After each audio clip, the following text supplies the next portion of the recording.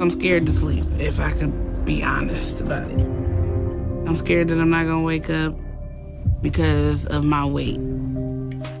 Syreeta's episode does not hook you because she is loud, cruel, or openly delusional. It hooks you because the entire thing feels like a warning sign. From the first few minutes, you are not just looking at a woman trapped in a 600-pound body, you are looking at a filthy house, a disgusting apartment that feels like it is collapsing around her, and a life so consumed by food addiction that even breakfast looks like a crisis. The floor is unleveled and uneven and it's weak, so I'm scared that I may fall through the floor. And then it's hard going up and down the stairs because my stairs are so steep. I have a fear of falling down the stairs.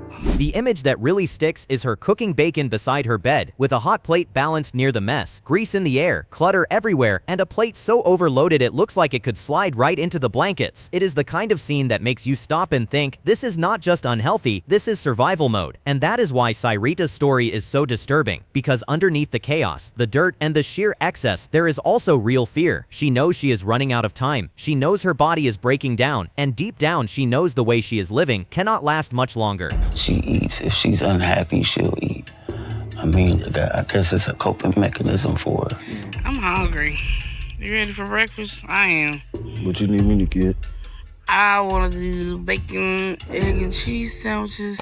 What makes Syreeta different from a lot of patients on My 600 Life is that she is not completely bedridden and she is not totally dependent on everyone around her. In fact, she still tries to do a surprising amount by herself. Try not to depend on my family so much because she still showers on her own, still moves around the house, still goes down the stairs, even though all of it clearly hurts. But that almost makes the episode sadder because you can see she still has some fight left in her. I have a lot of stomach, and then with having short arms and trying to reach behind a big old body, and it's challenging, very. And yet every part of her environment is dragging her backward. The house is unstable, the floors are weak, the stairs are steep, the walls are breaking apart, and there is trash and disorganization everywhere. It is not just messy in an ordinary sense. It feels neglected, overwhelmed, and exhausting, like the physical shape of the house is mirroring the emotional shape of her life. Every room seems to say the same thing. Nothing here is under control. And when your surroundings already feel defeated, it becomes much easier to keep making defeated choices. That is the energy hanging over the whole beginning of the episode. Sometimes the pain in my legs be so unbearable that I would just take a wash up. Then there is the food, and this is where the episode becomes impossible to ignore. Syreeta does not just eat for hunger. She eats for comfort, for distraction, for relief, for stimulation, for peace. Food is not just part of her life, it is the center of it. I get an excitement when I know it's time to eat again. And the most memorable part is how normal she makes it look. She casually asks for bacon, egg, and cheese sandwiches with pizza rolls on the side like that is an average breakfast, then prepares it right there in the bedroom as if the bedroom and kitchen have become the same place. That scene tells you everything you need to know. Her bed is no longer a place to sleep and recover. It is where she lives, where she eats, where she watches TV, where she manages her cravings, and where the addiction is being fed over and over again.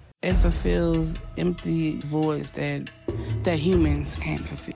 It is one of those moments where you realize obesity on this level is not just about calories. It completely changes the structure of a person's life. When the bed becomes the center of your world and the hot plate beside it becomes part of your routine, the addiction has already rewritten your entire reality. The tragedy is that Syreeta actually understands more than some patients do. She knows food is her comfort. She knows she uses it to fill empty emotional spaces. She knows her husband Lawrence enables her. And Lawrence knows it too. He admits that sometimes giving her what she wants feels easier than dealing with the argument that comes if he says no. I mean, I'm like, no, you shouldn't. Then I'm like, here, go over here you go what you wanted. It's like peace and war. Do I want war or do I want peace? If I give in, I'll have peace. If I don't, it'll be a constant nagging about it.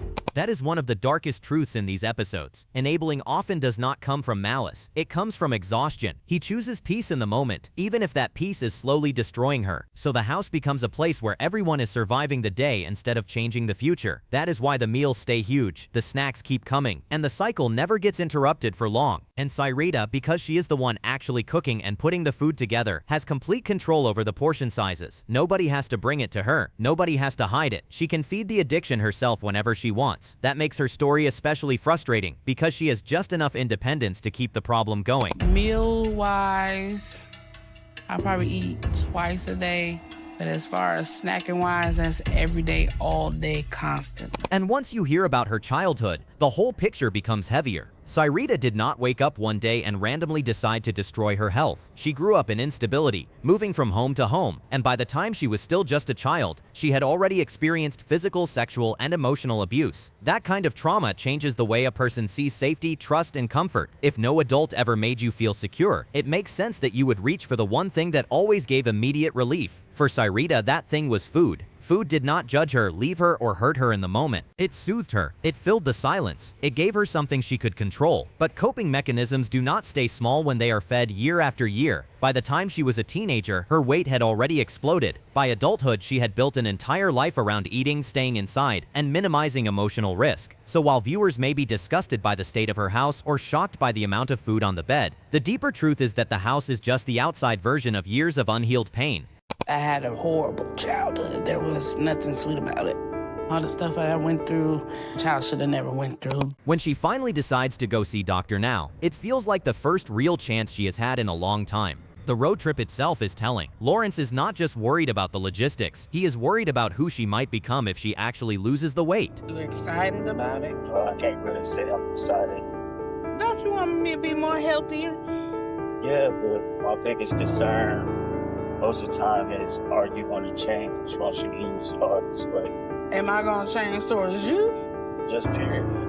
That reveals another uncomfortable layer in their marriage. On some level, he likes the version of Syreeta who depends on him, and maybe even the version who stays the same. So even before they reach Houston, there is this tension in the air. Syreeta wants help, but the person closest to her is not fully excited about the life that help might create. Then she gets on the scale and reality lands hard. She is just over 600 pounds. That number matters because it destroys the fantasy that she still had more time than she really did. Dr. Now immediately sees what the audience sees. This is not just about obesity, it is about a cycle of emotional eating, enabling bad habits, and a patient who has to stop negotiating with herself. He challenges her directly, especially when she tries to label Lawrence as the main enabler. Dr. Now's point is brutal but true. If she bullies him into giving her food, then she cannot hide behind the word enabler and avoid her own responsibility.